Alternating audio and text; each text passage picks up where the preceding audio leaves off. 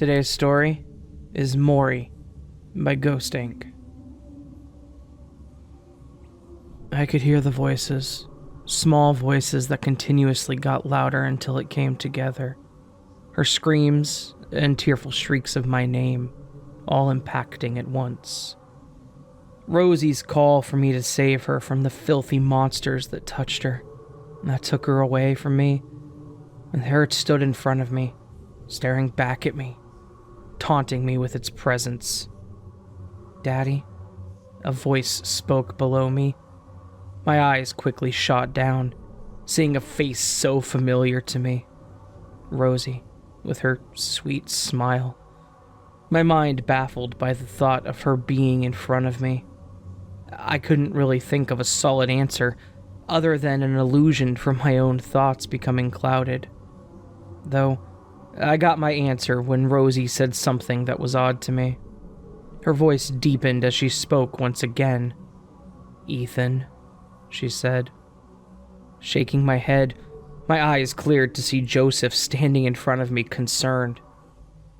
I felt something cold dripping down my right eye. Touching it, a tear grabbed onto my finger. Ahead of me, the creature still stood. Joseph could see it, clear as day, just the same as me.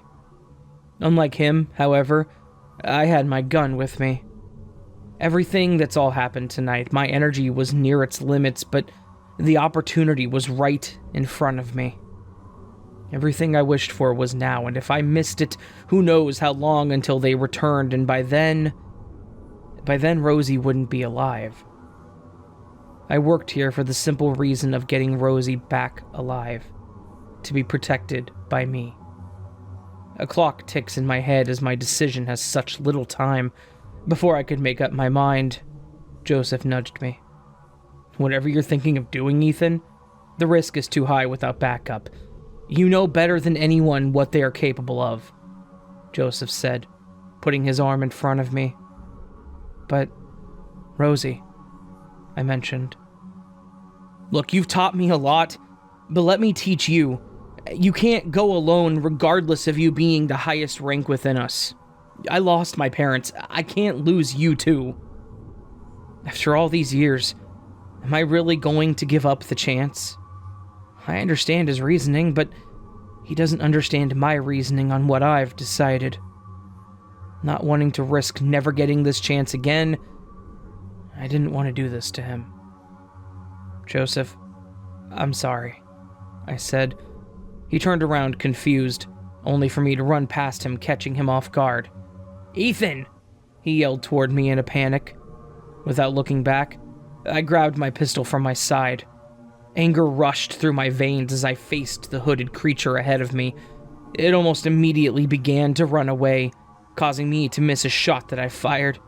Turning and facing down the alleyway, the creature attempted to make a turn on the right, only for me to get on its arm.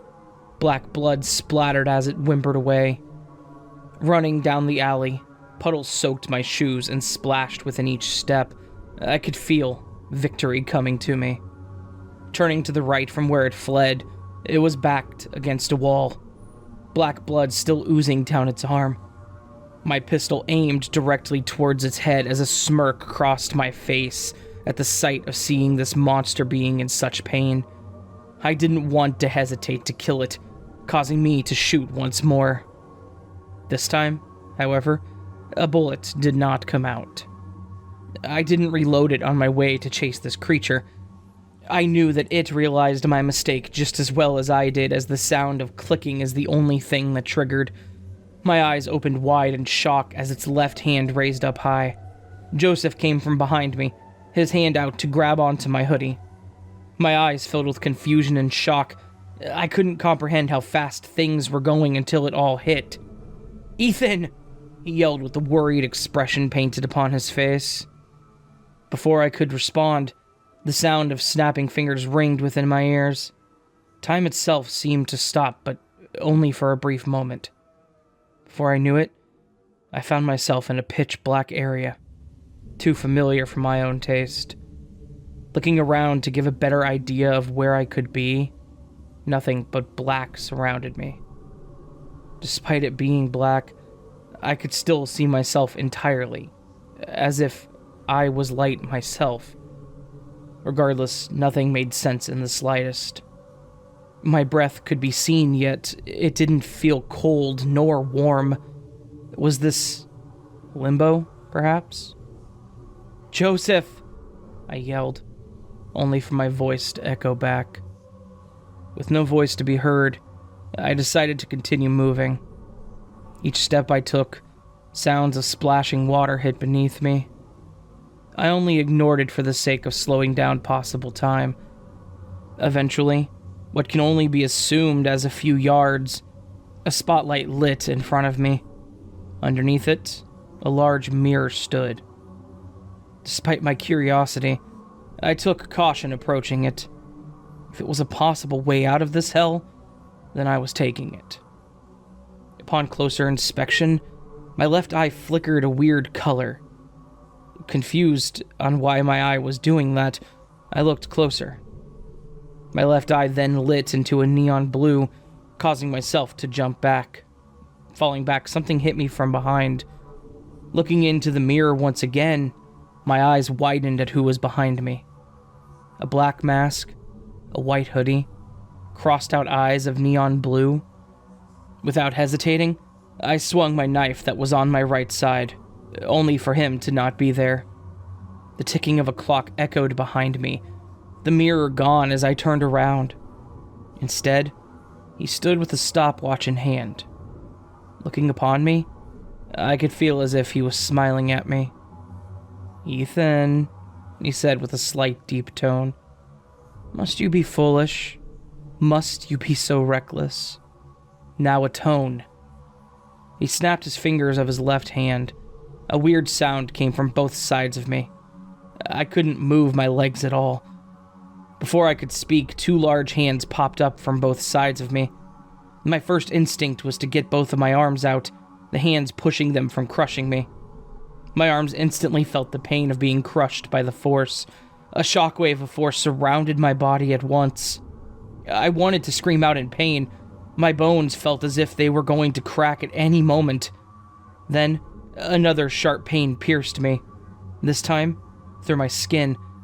My right arm, a bone began piercing through it, ripping more of my skin off. I could feel my right arm giving out almost instantly. As it fell off the giant hand, my eyes widened in horror as it came slamming toward me. I couldn't move. My legs refused. Just about to accept the fate brought to me, the hand stopped as another snap from fingers echoed. Turning my head, he stood there, closing his stopwatch. "Perfect.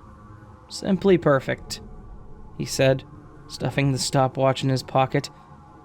I could have sworn that he laughed, but I had no energy to talk. His hands clapped, and darkness fully smudged my sight. The sound of wind gusting around my ears allowed my eyes to burst open to a bright lime light.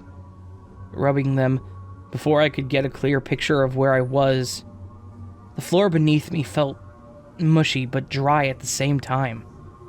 My eyes cleared as if I've been in the dark for a long time, finally able to see where I was. This whole area felt like it was dying, if it wasn't already dead. The green winds and light proved it to be. Looking to my right arm, it was back to normal, yet it felt as though it still lingered.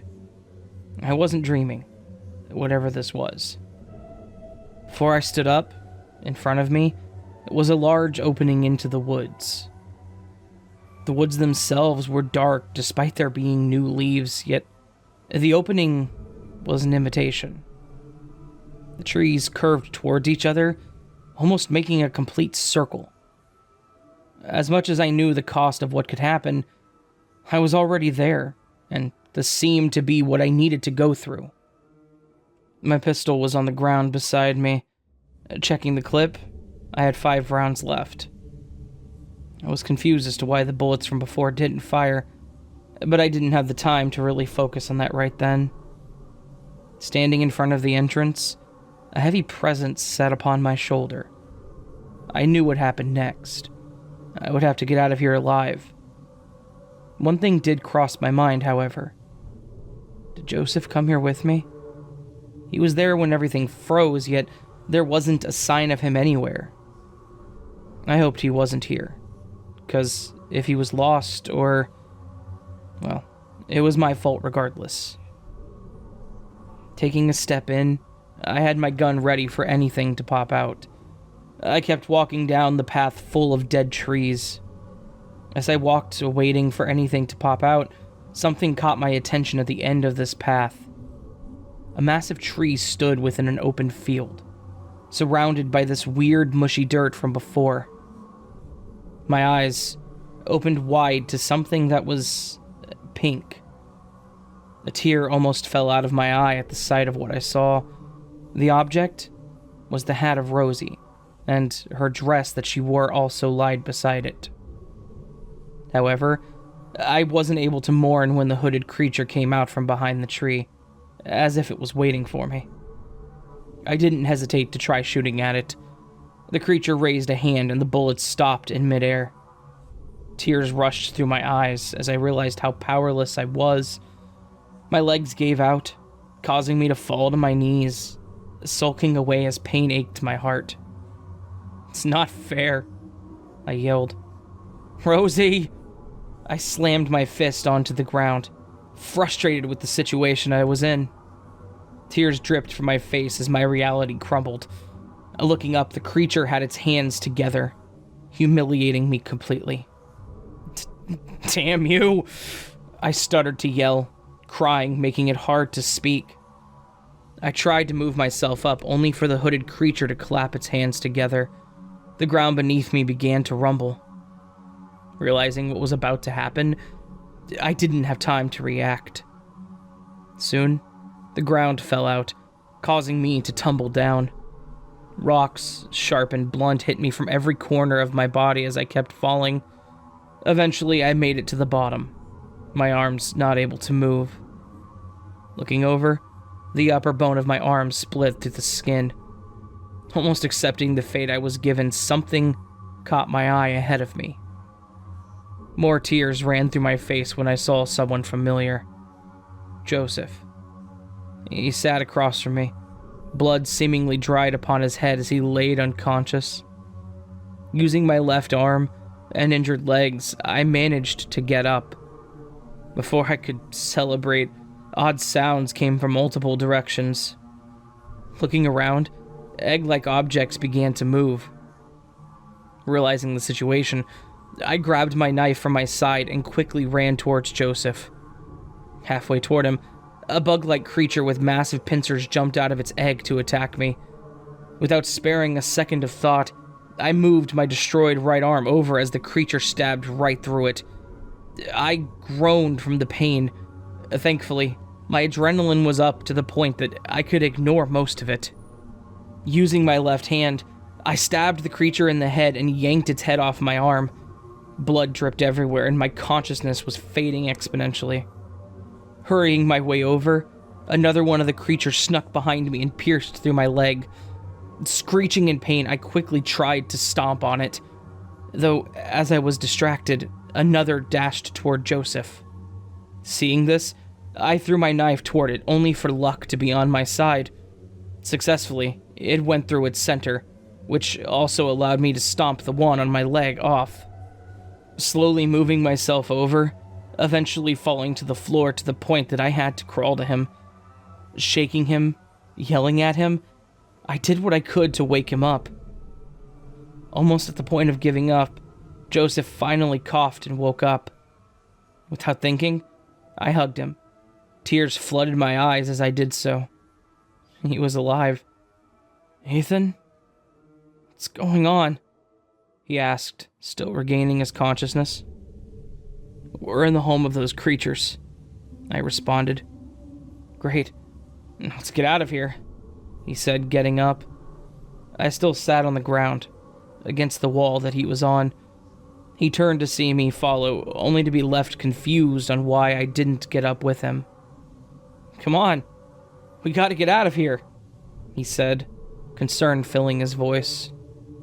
"I won't be able to leave with you this time," I said, looking down with a frown. This isn't a joke, Ethan. Come on, please. Joseph raised out his hand to pick me up, only for me to push it aside. His concerned look swiftly changed to worry. I don't understand. I can't move. My whole body is busted, I explained. I can carry you. I shook my head, causing him to kneel down as tears filled his crystal-like eyes. I'm not losing you, damn it. After all we've gone through, all you've taught me, no, I can't lose you, he pleaded. Joseph, ever since I met you, I've grown fond of you. I understand your pain besides it being different. I always saw you as a son. Protecting you was my goal, yet I almost failed. You can't die because of me, Joseph. You need to get out of here while you still can, I commanded. His tears fell like a waterfall down his face. He could not face reality ahead of him. I didn't want to lose this kid either. He was one of the few people that I'd met that had actually made me smile. No matter how you feel, always remember, I'll be right there, I said as I pointed toward his heart. He eventually stood up, wiping his tears away as he knew what he had to do next. My gun fell over there. It has 4 bullets left, so use it wisely. Don't make my mistakes. Don't end up like this. Ethan, I finally get what it means. The pain of it all. I only had the taste of it once when I lost my parents, but now I can get the full picture. Death, all of it. I'll use what you've taught me. I'll use what I can to keep moving. Thank you for being there for me, Ethan. Honestly, I wouldn't be alive without you, he said. A smile grew on my face, tears running down my cheeks as I watched him climb up.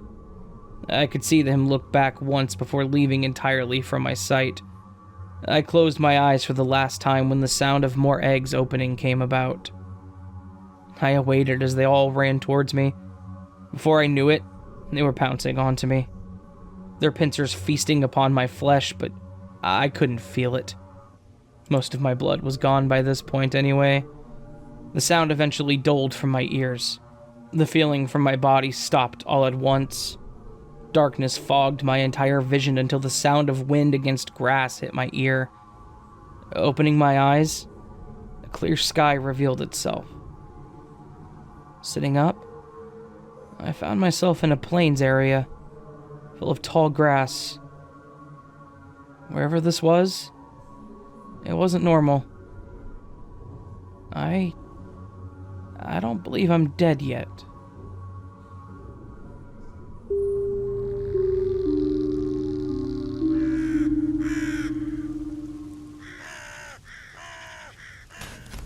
Constantly, the clock keeps ticking, the sound echoing through the halls of which you hide from. But where we continue to walk through, we sit, waiting for an answer, watching you play around constantly, yet no response is ever heard from you. You sit and hide. For how long? How many times will you break for you to fix it?